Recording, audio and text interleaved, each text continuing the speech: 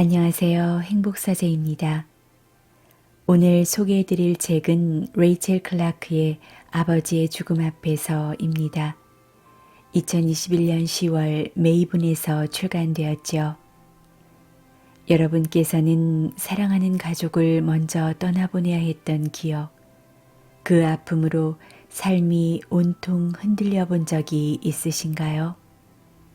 사랑하는 이의 투병 과정을 지켜보며 삶과 죽음의 의미를 다시 생각하고 그 과정에서 인생의 우선순위가 바뀐 경험이 있으신지요? 여기 그 아픔의 순간을 함께 나눌 감동의 이야기가 있습니다. 죽음을 앞둔 환자들로부터 살아가기 위해 알아야 할 모든 것을 배웠다고 자부하던 호스피스 의사가 아버지를 떠나보내며 비로소 깨달은 삶의 의미를 담은 이 책의 저자 레이첼 클라크의 이야기이지요. 옥스퍼드 대학교에서 철학, 정치학, 경제학을 전공했고 졸업 후에는 다양한 주제의 시사 다큐멘터리를 만드는 저널리스트로 일을 했습니다. 그러나 1999년 런던에서 발발한 테러 현장에서 9.4일생으로 목숨을 건진 뒤 사람의 생명을 구하는 의사가 되기로 마음을 먹게 되죠. 그 이후 20대 후반의 늦은 나이에 의대에 진학하게 됩니다.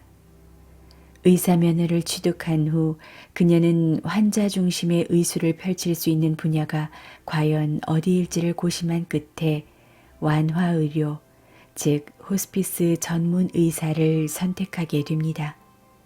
말기 환자들의 인간다운 죽음을 위해 애쓰는 그곳에서 그녀는 최악의 상황에 직면해서도 최선의 모습을 다해 살아가는 법을 배웠노라 고백합니다.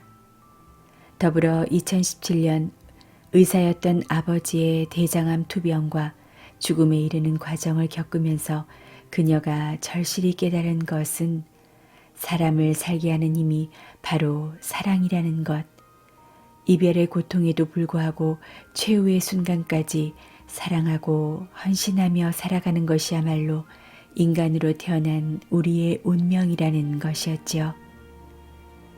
삶의 마지막 순간에도 하루하루를 충실히 살아내는 자신의 환자들과 아버지를 통해 그녀는 삶과 사랑의 의미를 배우게 되고 그 감동의 과정은 이 책 안에 고스란히 담겨 있습니다.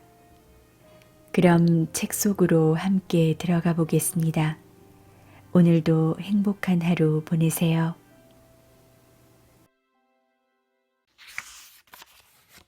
프롤로그. 얄궂게도 의사로서 나를 성장시켜준 곳은 대다수가 꺼리고 두려워하는 영역이었다. 바로 입원 환자를 대상으로 하는 완화의료 병동이었다. 이곳의 업무가 다른 어떤 의료 형태보다 더 중요하고 더 큰 행복감을 안겨준다고 말하면 당신은 아마 내가 호스피스 병동에서 너무 많은 시간을 보내다 머리가 이상해졌다고 생각할지 모르겠다. 하지만 완화의료는 임박한 죽음이 아니라 삶에 집중한다. 특히 배려, 용기, 사랑, 자비 등 한 개인의 마지막 나날을 충만하게 해주는 가치들에 초점을 맞춘다. 혼란스럽고 지저분하고 지독하게 애달플 때도 있지만 그래도 이곳엔 죽을 수밖에 없다는 걸 알면서도 삶을 이어가고 사랑을 실천하는 사람들로 가득하다. 돌이켜보니 죽음과 죽어감을 다루면서 반평생을 보냈다. 여느 사람들처럼 죽음을 그저 남의 일인 양 여기며 살아가지만 나 역시 아슬아슬한 상황을 여러 번 겪었다. 테러리스트의 폭탄을 간신히 피했고 빙판길에 전복된 차에서 겨우 기어 나왔으며 심지어 콩고 소년병들의 총탄 세례 속에서 도망쳐 나오기도 했다.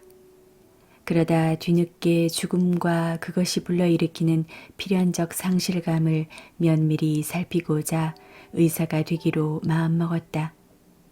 완화의료를 전문으로 하다 보니 죽는 과정은 우리가 상상하는 것과 무척 다르다는 사실을 알게 되었다. 죽어감은 곧 살아감과 같다. 여기선 아름답고 달콤 씁쓸하며 부서지기 쉬운 게 인생이라는 삶의 본질을 반드시 이해해야 한다. 우리가 무슨 일을 하는지 알면 무척 놀랄 것이다. 아버지의 죽음 앞에서 아버지가 남긴 이야기들. 임종을 앞둔 환자를 돌보는 일을 하면서 죽음을 둘러싼 왜곡과 혼란에 익숙해졌다고 자부했지만 사실 나는 아버지의 마지막 며칠을 지켜보면서 받게 될 충격에는 조금도 준비되어 있지 못했다.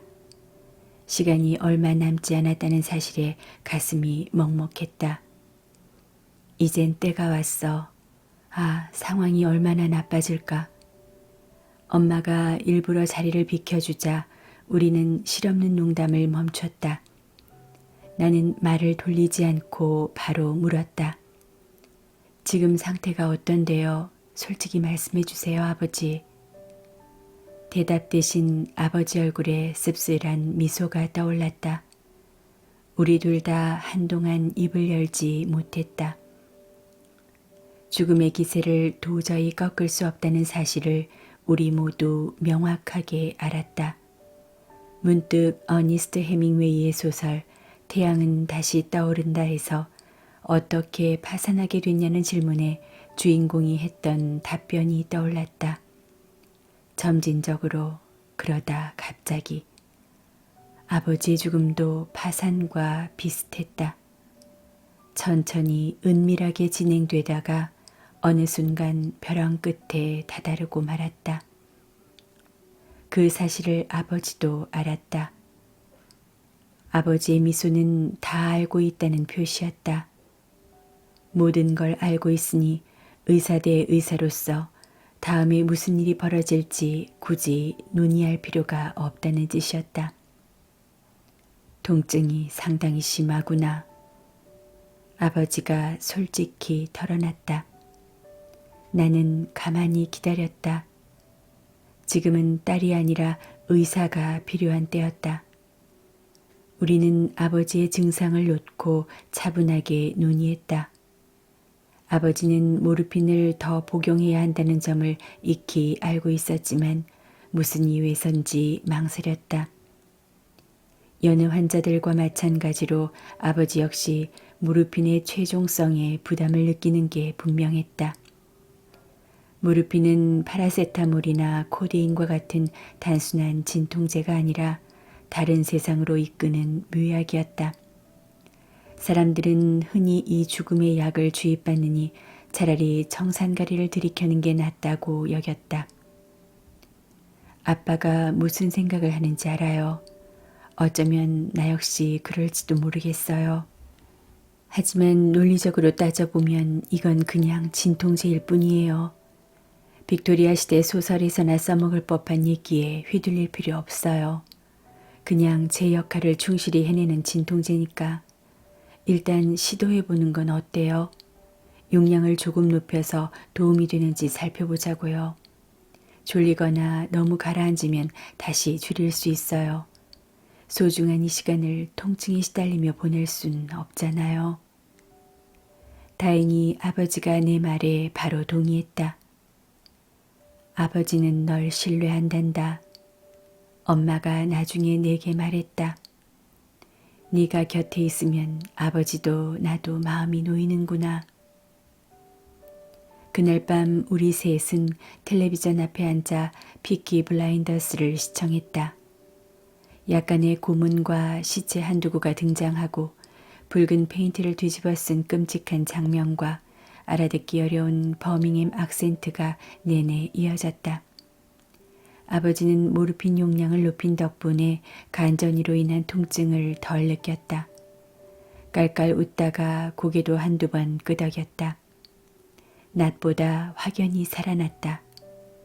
말기암의 매복만 아니라면 전국 각지의 수많은 가정에서 벌어지는 평범한 저녁 풍경이었다. 부모와 딸이 아무런 불안감도 괴로움도 없이 소파에 기대어 드라마를 보며 담소를 나누었다. 아픈 와중에도 아버지는 새로운 습관에 금세 익숙해졌다. 이젠 너무 약해서 오래 서 있지 못하기 때문에 아침에 일어나면 앉아서 이를 닦았다. 그동안 나는 아버지의 약을 준비했다. 그런 다음 아버지를 부축해서 아래층으로 내려가는데 조만간 이마저도 힘들어질 것 같았다. 아버지는 좋아하는 등받이 의자에 앉아 시리얼을 물과 함께 천천히 먹으며 신문을 읽었다. 기사를 읽다 금세 늘어지곤 했지만 그래도 논쟁거리 한두 가지는 찾아냈다. 체육을 좋아하던 9살 시절 내가 영국의 크리켓 선수인 이안 보텀에 대해 놀라울 정도로 확고한 견해를 품게 된 것도 모두 아버지와 나눴던 논쟁 덕분이었다. 엄마는 하루에 3번씩 아버지의 몸을 마사지했다. 뼈의 굴곡을 따라 뻣뻣하게 굳은 부위에 진정 크림을 바르고 살살 문질렀다. 그것은 단순한 마사지가 아니라 손끝으로 전하는 사랑의 메시지였다. 오후가 되면 아버지는 침대에 누워 쉬었는데 때로는 그 길로 아침까지 내쳐 자기도 했다. 날이 갈수록 아버지는 잠자는 시간이 길어졌다. 그동안 겁에 질린 수많은 사람들에게 내가 설명했던 죽음의 패턴을 몸소 보여주었다. 우리는 아버지의 바람대로 행동했다. 병원이 아닌 집에서 모셨고 아내와 자식들이 내내 곁을 지켰다. 손주들도 틈만 나면 찾아와 할아버지 곁에 머물렀다. 통증은 거의 없었고 이따금 정신만 오락가락했다. 나는 말없이 눈물을 흘리며 밤을 지새우곤 했다. 아버지, 아버지, 난 이대로 아버지를 보낼 수 없어요. 15개월이 넘는 기간 동안 암은 아버지 몸에서 빼앗아갈 수 있는 것을 야금야금 다 빼앗아갔다. 아버지는 곧 너무 약해져서 몸을 일으키지도 못할 터였다. 하지만 미소와 유머 감각은 여전했다. 떠나기 일주일쯤 전 아버지가 잠든 사이에 손목시계가 멈췄다. 허허, 거참 신기하구나. 아버지가 아침에 일어나 씁쓸하게 웃으며 말했다. 이것마저 4시간이 다 됐다고 알려주는구나. 그날 늦게 내가 아버지에게 물었다. 죽는 게 두려우세요? 죽는 게 두렵냐고? 아버지가 웃으며 대답했다. 아니다. 증상은 두려울 수 있지만 죽는 건 두렵지 않아. 손주들이 자라는 모습을 더 지켜보지 못하는 게 안타까울 뿐 사는 데는 더 미련이 없단다. 이만하면 잘 살았으니까. 죽어가는 사람을 행운아로 묘사하는 게 다소 어색하긴 하지만 아버지는 확실히 복받은 사람이었다. 내가 돌봤던 수많은 환자들과 마찬가지로 아버지도 그간에 살아온 삶으로 기억될 터였다. 아버지는 통증을 비롯한 여러 증상에 시달리지 않으면서 세상과 서서히 분리되었다. 그 과정이 놀랄 만큼 차분하게 진행되었다. 서사의 끝자락에 이른 지금 아버지에게는 평생 헌신했던 일과 반세기 가까이 사랑했던 아내, 어린 손주들, 그리고 아버지의 마지막 생명의 불꽃을 어떻게든 연장하려고 불나방처럼 달려드는 세 자식이 남았다. 3대에 걸친 살아있는 유산 앞에서 아버지는 깊고도 충만한 성취감을 느꼈다. 늘 친절해야 한다. 내내 잠에 빠져 있던 아버지가 눈을 뜨더니 뜬금없이 내게 말했다. 나는 아버지의 침대에 반쯤 누워 있다가 참을 새도 없이 눈물을 쏟아냈다. 어린아이처럼 엉엉 울면서 말했다. 아버지, 이대로 떠나면 안 돼요. 아버지는 미소를 지으며 내 손을 잡아서 내 가슴에 올렸다. 그리고 잡은 손을 꾹 누르며 말했다. 레이첼, 나는 떠나는 게 아니야. 이 안에 늘 함께 있을 거야. 그리고 핀과 애비의 마음속에도 늘 함께 있을 거야. 나는 마음을 가라앉히려 애쓰면서 고개를 끄덕였다. 아버지가 떠난 뒤에도 우리와 늘 함께 할 거라는 걸 알았다. 내게는 그것만이 유일하고도 중요한 사후색이었다. 실리콘밸리의 억만장자들은 영원히 살겠다고 온갖 기술을 고안해내지만 그들은 핵심에서 한참 벗어났죠. 그렇지 않아요?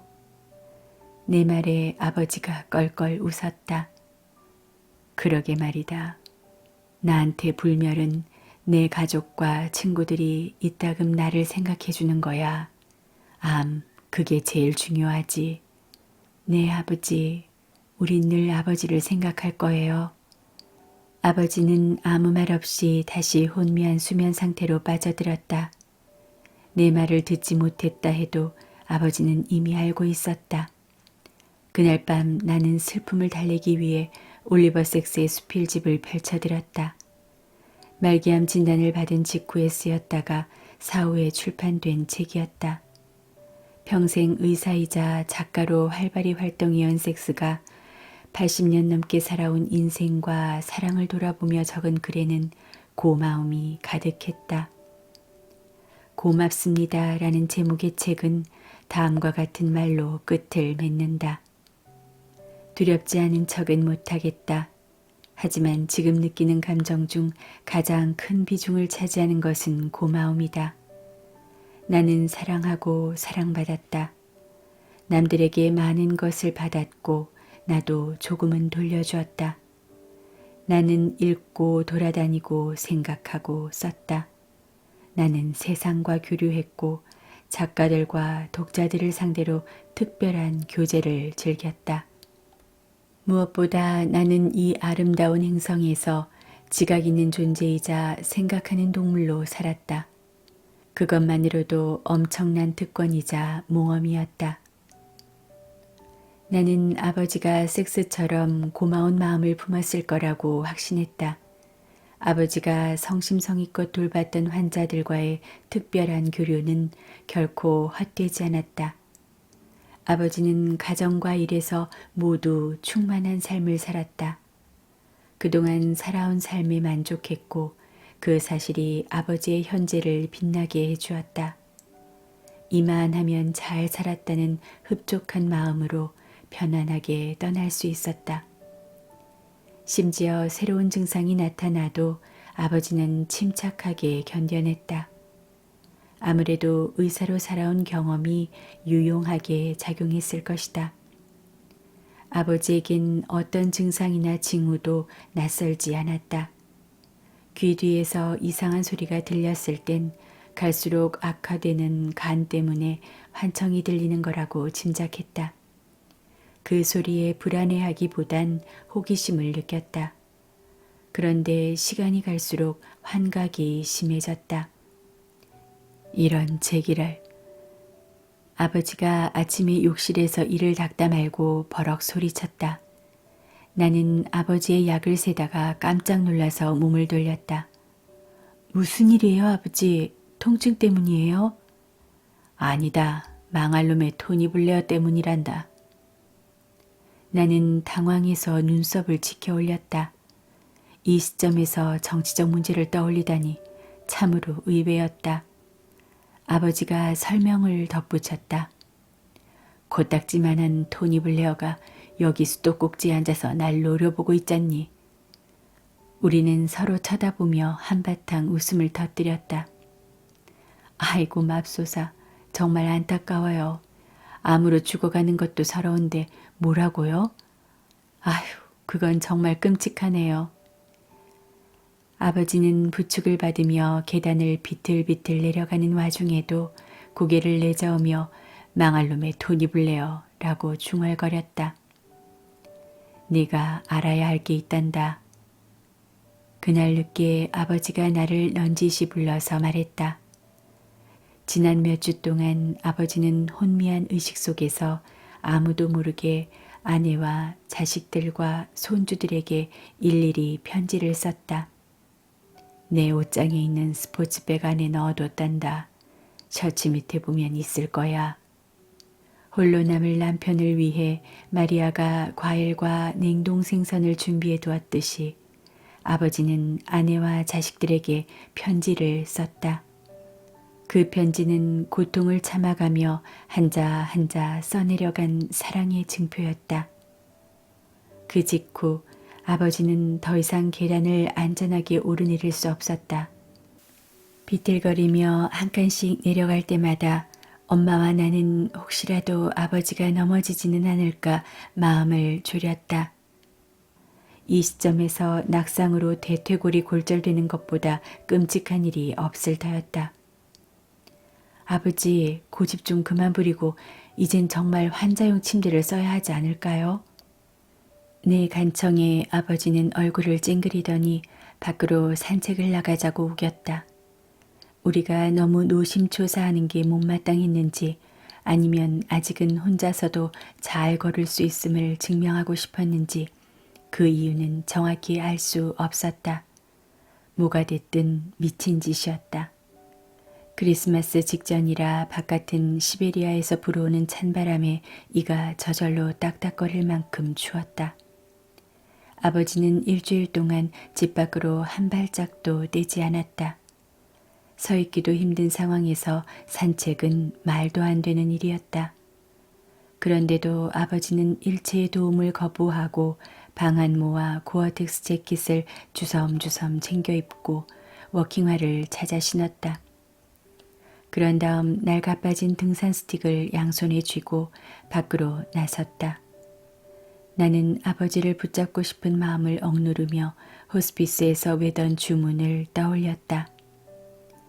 나는 사람들이 각자 원하는 방식으로 남은 생을 살도록 도와야 해. 의사나 딸의 방식을 강요하지 말고. 오빠와 나는 여차하면 얼른 부축하려고 아버지의 뒤를 바짝 쫓아갔다. 차가운 기온과 거센 바람에 몸이 부르르 떨렸다.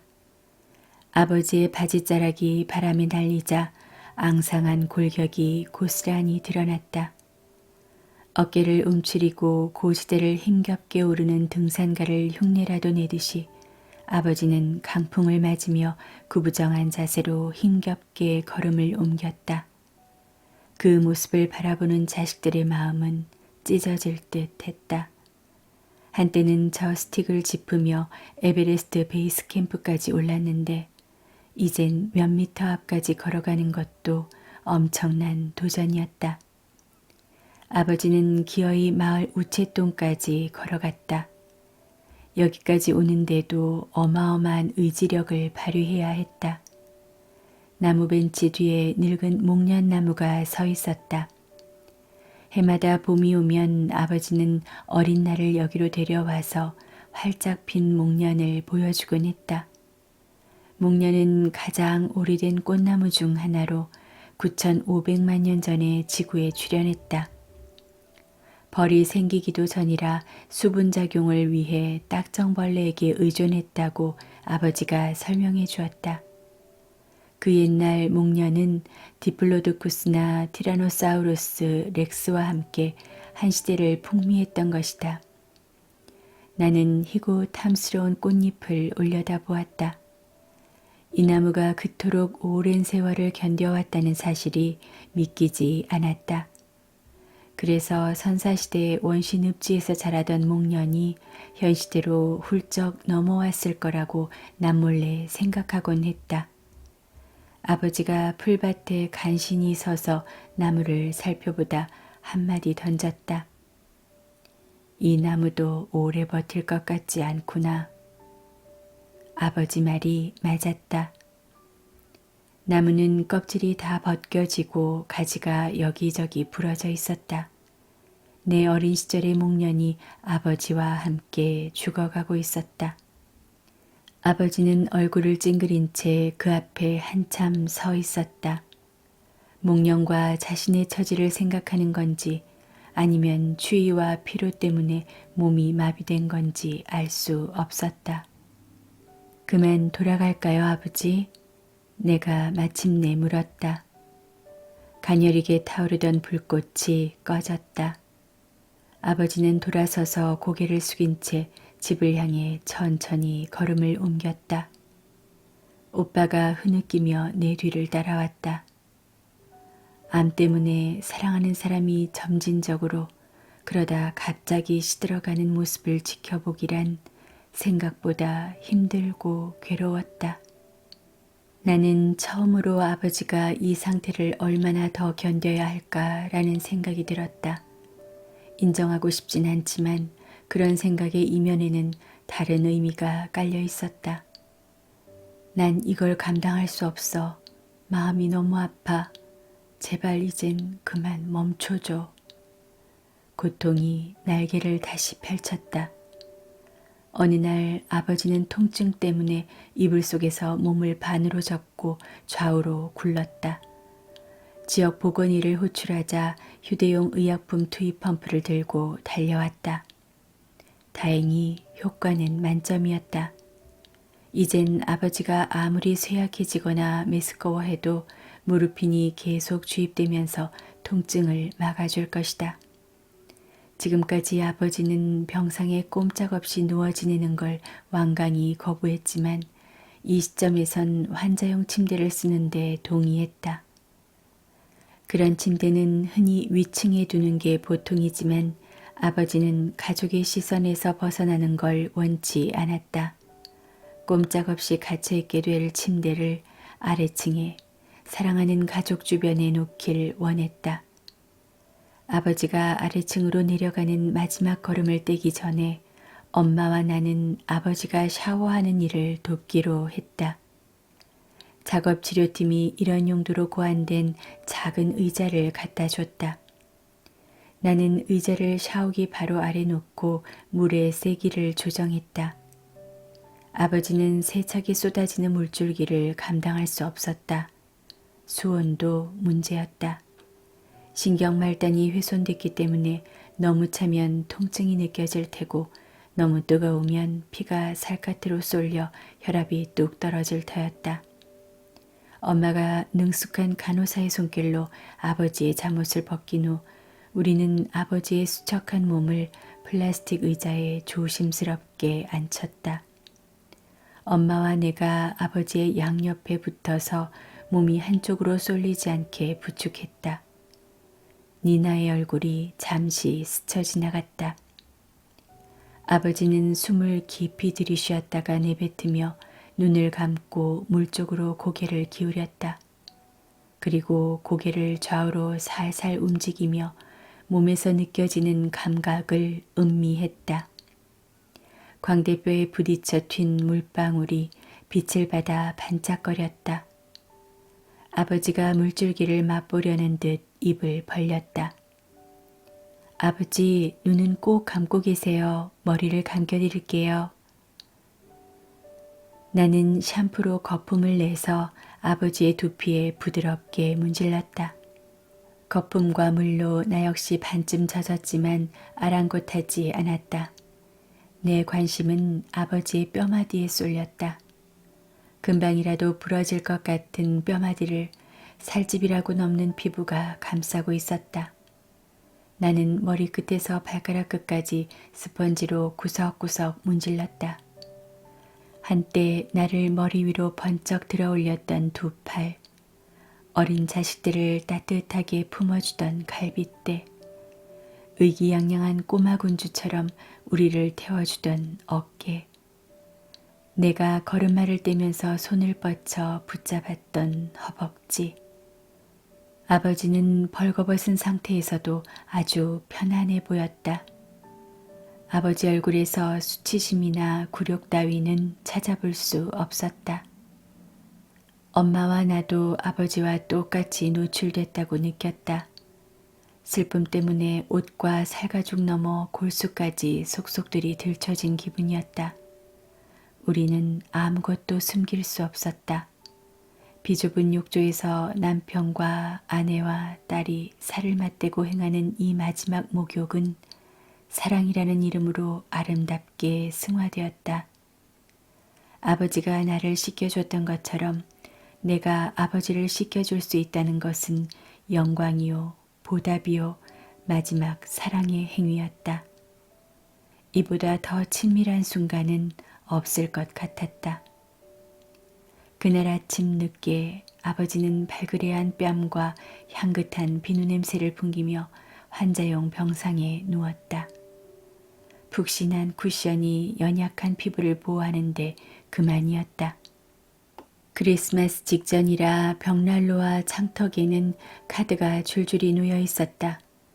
괴종시계가 걸려있는 거실은 아늑하고 평화로웠다. 그 중심에 아버지가 있었다.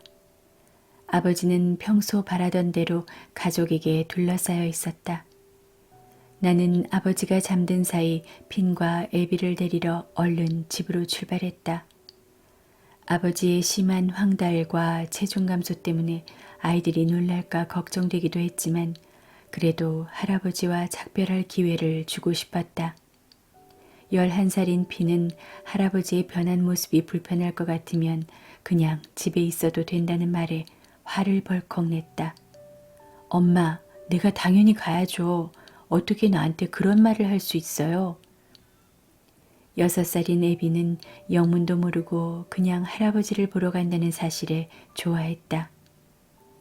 빈과 애비는 도착하자마자 곧장 할아버지에게 달려가 뽀뽀하고 손을 잡았다. 두려워하지도 움찔하며 물러나지도 않았다. 할아버지의 모습은 변했지만 그래도 할아버지였다.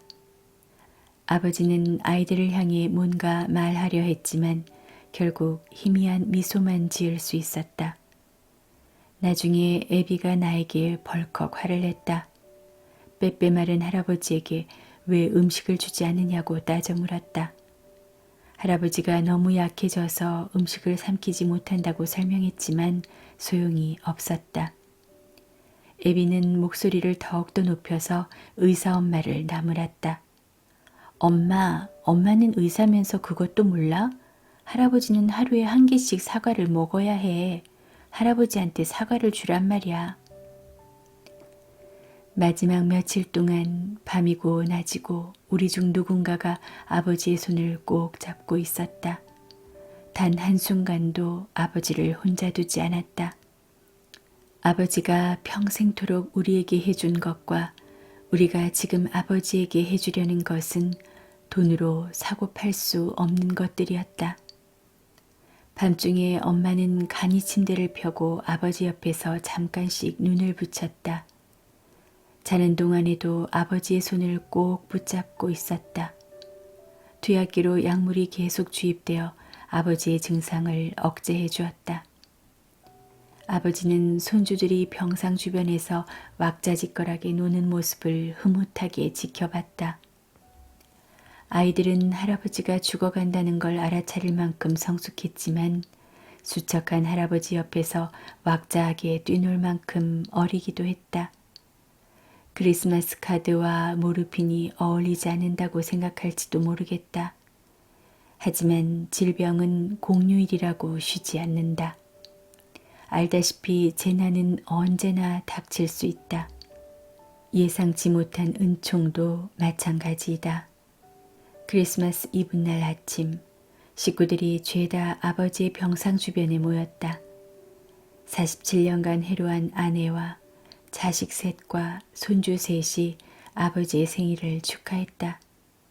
아버지는 오늘 75번째 생일을 맞았다. 슬픔과 기쁨이 교차하는 와중에 온 가족이 생일 축하 노래를 불렀다. 아버지는 이제 미소를 지을 힘도 없었기에 반짝이는 눈빛으로 즐거운 마음을 전했다. 노래가 끝나자 아버지가 기운을 짜내서 기어이 한마디 했다. 다들 고맙다. 크리스마스 다음 날인 박싱데이, 아버지는 내가 끔찍이 두려워하던 시점에 이르렀다. 죽음의 문턱을 넘나드는 모습을 지켜보자니 가슴이 미어졌다.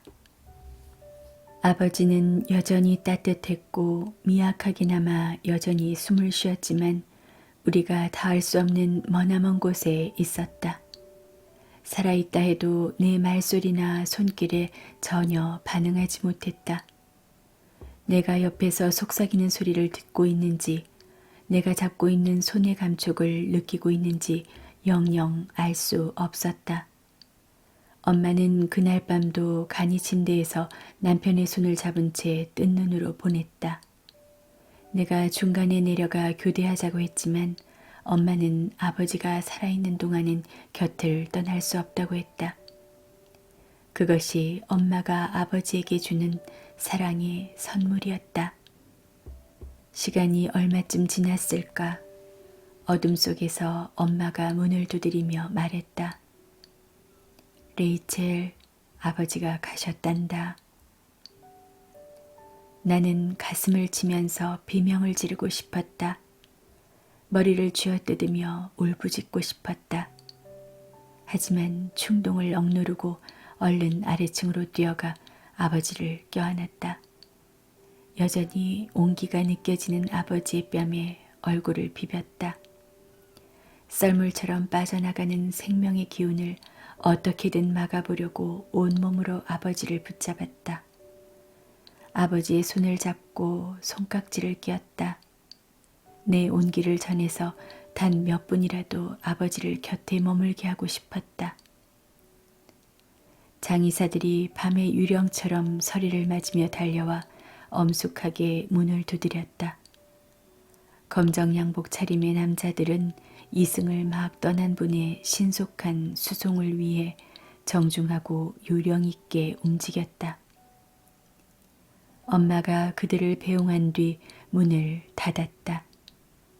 차량에 시동이 걸리고 아버지의 시신을 실은 장의차가 출발했다.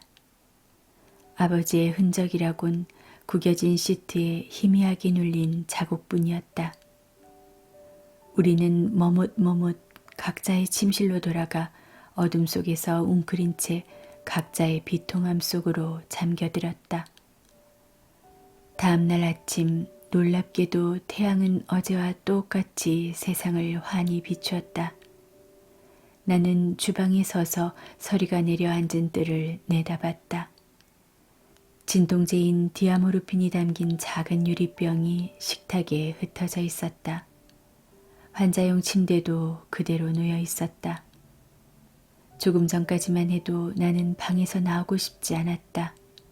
텅 빈 듯한 허전함에 이불을 뒤집어 쓰고 있는데 불현듯 고마운 얼굴이 하나둘 떠올랐다. 아버지가 큰 수술을 받고 화학요법에 끈질기게 매달리다 결국 완화 의료로 전환하기까지 참으로 많은 사람들이 도와주었다. 아버지가 평생 NHS 환자들에게 헌신했던 노력은 결국 NHS의 헌신적인 보답으로 돌아왔다. 전담 외과의와 화학요법팀의 기술적 탁월함과 치밀함도 높이 샀지만 환자의 편의를 위해 자잘한 일까지 배려해준 그들의 태도에 한없는 고마움을 느꼈다. 그런 배려에 환자들은 감동하고 NHS 병원을 인간적으로 느낄 수 있다. 아버지를 치료한 종양 전문의는 소중한 휴일에 자식들과 함께 집으로 병문안을 와주었다. 간호사들은 인력 부족에 시달리는 와중에도 아버지의 손을 꼭 잡아주었다. 지역 보건의를 비롯한 커뮤니티 팀은 아버지에게 무한한 존경을 표했고 아버지가 눈을 감을 때까지 고통 없이 지내도록 디아모르핀을 처방해 주었다. 이러한 배려와 호의는 의무 기록지엔 기록되지 않겠지만 환자와 그 가족들의 가슴엔 선명하게 각인되었다. 나는 아까 침대에 누워 있으면서 NHS 커뮤니티 간호사들에게 고맙다는 트윗을 날렸다. 그들 덕분에 아버지는 크리스마스를 가족과 함께 집에서 보내고 싶다는 소망을 이룰 수 있었다. 영국에서는 흔히 가까운 가족이 죽음과 사투를 벌이면 그 결과물로 엄청난 청구서가 날아든다. 황망한 가족들은 그 비용을 마련하느라 또다시 전쟁을 치러야 한다. 하지만 우리는 슬픔과 고통과 허전함에 직면하긴 했어도 파산을 걱정하진 않았다. 아버지를 보살피는 데 들어간 비용 때문에 당황할 일은 전혀 없었다. 뜻밖에도 충동적으로 날린 트윗은 4만 6천 번이나 리트윗되면서 거의 900만 명에 이르는 사람들에게 퍼져나갔다.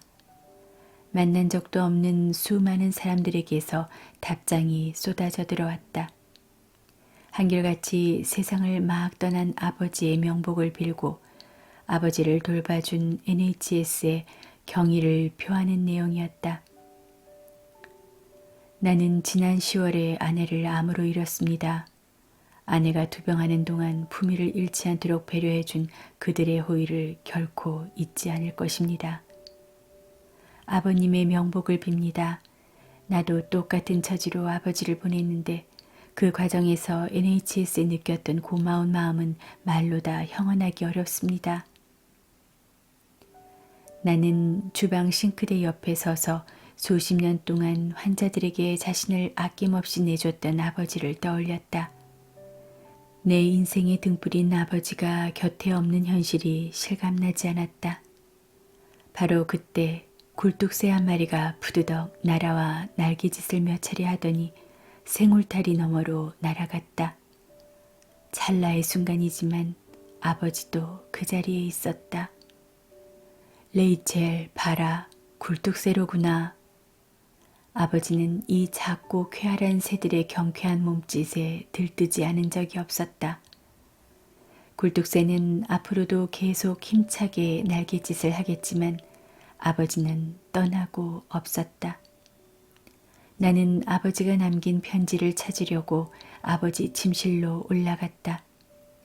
옷장에서 스포츠 가방을 꺼내 열어보니 갈색 봉투 7개가 가지런히 놓여 있었다. 봉투 안에는 알아보기 힘든 글자가 삐뚤빼뚤 적혀 있었다.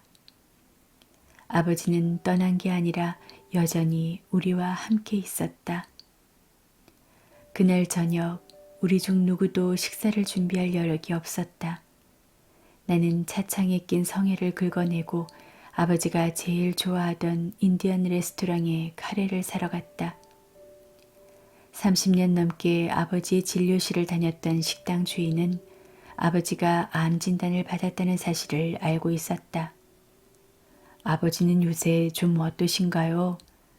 그가 물었다. 어젯밤에 돌아가셨어요. 내가 대답했다. 아, 저런, 정말 안타깝습니다. 아. 그는 더 말을 잇지 못하고 눈물을 글썽거렸다. 나는 음식이 한가득 든 봉투를 움켜쥐고 영하의 날씨 속으로 걸어 나왔다. 찬바람이 뺨을 때렸지만 식당 주인이 음식을 건네며 한 말에 마음만은 따뜻했다. 당신 아버지는 정말 훌륭한 분이었어요. 아버지를 진짜로 한 번 더 보긴 했다. 장례식 날 아침 나는 혼자 차를 몰고서 아버지 시신이 놓여있는 영안실에 찾아갔다. 시신을 다루는데 이골이 났기에 전혀 겁나지 않았다. 병원에서 일하며 환자들의 시신이 보관된 영안실을 일주일이 멀다 하고 방문했다. 때로는 스테인리스강 운반대의 선반에 시신이 5구나 놓여있기도 했다. 법적으로 의사가 먼저 신원을 확인하지 않으면 어떤 환자도 화장장의 화염을 만날 수 없다. 그래서 우리는 병원에서 시신을 방출해도 된다는 양식에 서명하기 위해 영안실을 수시로 드나들었다. 처음엔 시신의 후속 처리를 위해 저승사자의 비서 노릇을 해야 한다는 사실이 꺼림직하기도 했다. 하지만 지금은 영안실 선반에 차곡차곡 놓인 시신을 검사하는데 단련이 됐다고 자부했다. 그래서 어리석게 아버지의 시신을 보는 일도 어렵지 않을 거라고 생각했다. 아니나 다를까 장례식장의 분위기는 무척 고상했다. 죽음의 비애와 중압감이 은은한 계통의 꽃무늬 벽지로 가려져 있었다. 나는 아버지가 모셔져 있는 영안실로 곧장 안내받았다. 위로랍시고 쓸데없이 이런저런 이야기를 건네면 어쩌나 싶었는데 안내원의 무덤덤한 태도가 내심 고마웠다. 나는 숨을 한번 깊이 들이마신 후 문을 열고 안으로 들어갔다. 그런데 들어가자마자 바닥에 쓰러지고 말았다. 아버지를 보자마자 다리에 힘이 풀려버렸다. 나는 바닥에 엎드린 채 숨도 쉬지 못하고 흐느꼈다. 아버지는 결혼식에 참석할 때마다 즐겨 입던 회색 양복 차림이었다. 넥타이에는 영국 해군 군의관의 특별 배지가 꽂혀 있었다. 아버지는 눈을 감기 전에 미리 이러한 장례 준비를 꼼꼼하게 해두었다. 아버지의 두 손은 곱게 포개져 있었다. 임종 때 벌어져 있던 입은 단단히 다물려 있었다. 눈꺼풀은 닫혀 있고 머리칼은 단정하게 빗겨 있었다. 암을 앓기 전 건강하던 시절로 돌아온 듯한 변신의 이면에 어떤 속임수가 있는지 나는 알았다. 하지만 이런 건 다 부질없는 짓이다. 죽은 뒤에 진짜 부활은 다른 데 있기 때문이다. 폭풍처럼 휘몰아친 아픔을 생각이라고 부를 수 있다면 그 당장에 떠오른 생각은 딱 한 가지였다. 영안 씨를 떠나면 다시는 아버지를 볼 수 없게 된다. 아버지, 아빠. 나는 아버지의 손을 잡고 입술과 뺨에 입을 맞췄다. 아버지의 이마와 머리칼과 손가락에 내 얼굴을 비볐다. 아버지의 몸이 싸늘하게 식었어도 살이 밀랍 같았어도 상관없었다. 아버지가 오늘 아침까지 시트에 둘둘 말린 채 냉장고에 들어있었어도 전혀 상관없었다. 나는 그저 아버지에게 최대한 다가가고 싶었다. 아버지 관에 들어가 나란히 눕고 싶은 마음까지 들었다. 실제로 그럴까도 생각했지만 다 큰 여자가 아버지 시신 옆에 누우려 시도하는 바람에 우지끈 쪼개진 관의 모습이 떠올라 꾹 참았다. 이걸로 끝이었다. 이제 영원한 단절이요 이별이었다. 시간을 조금이라도 늦추고 싶은 마음이 간절했지만 차마 떨어지지 않는 발걸음을 억지로 옮겼다. 영안실 문을 열고 나오면서도 고개를 젖히고 관을 돌아다보면서 아버지 얼굴을 내 망막에 고스란히 새겨 넣었다. 가족과 친구들은 물론이요, 아버지에게 진료를 받았던 사람들이 끝도 없이 성당 안으로 모여들었다. 그 수가 워낙 많아서 앉을 자리가 부족해 일부는 통로에 서서 장례 미사를 드렸다.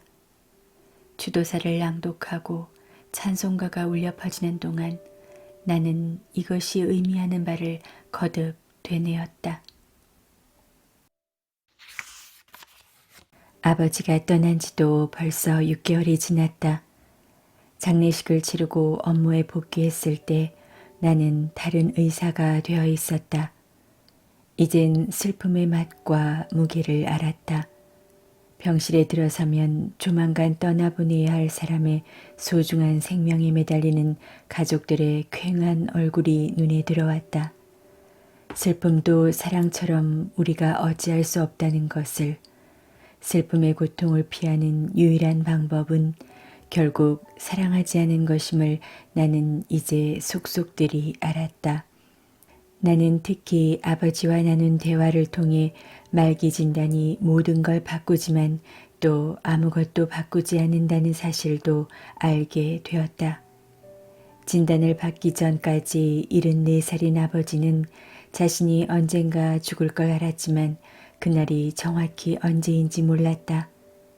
진단을 받고 나서도 아버지는 자신이 언젠가 죽을 걸 알았지만 그날이 정확히 언제인지 몰랐다.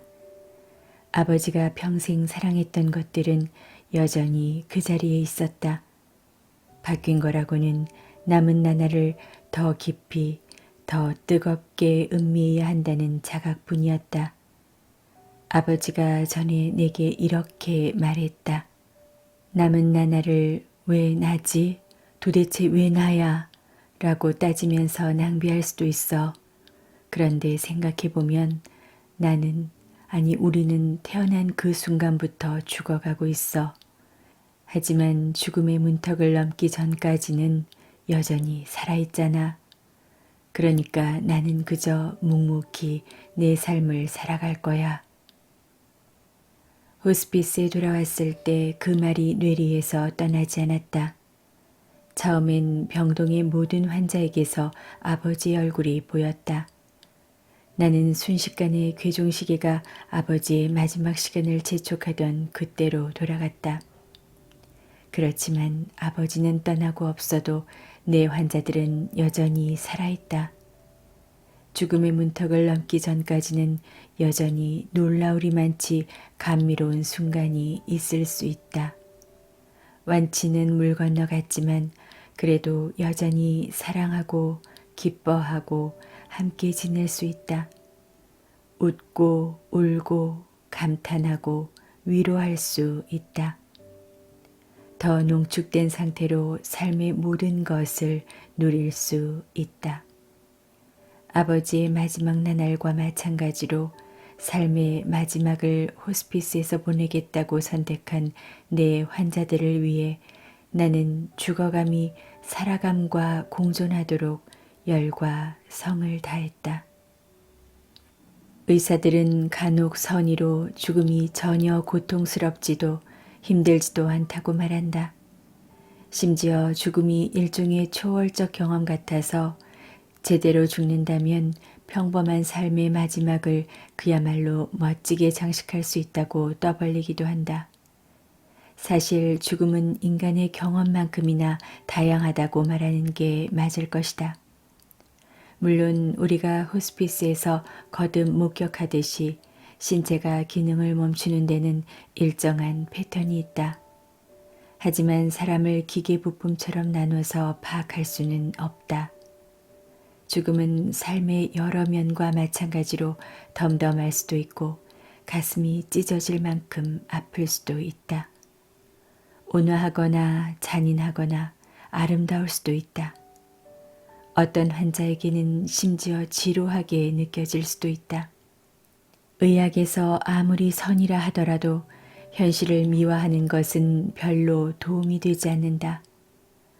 완화의료가 아무리 도움을 준다 할지라도 애초에 죽을 운명을 타고난 생명체라는 잔인한 현실을 모면하게 해줄 수는 없다.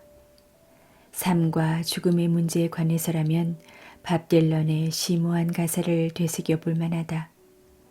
인생이 얼마나 달콤할 수 있는지에 대한 끔찍한 진실이 나를 두렵게 한다. 나는 호스피스 병동을 걸을 때마다 밥 딜런의 Up to Me 가사를 떠올린다. 끔찍함과 달콤함의 결합.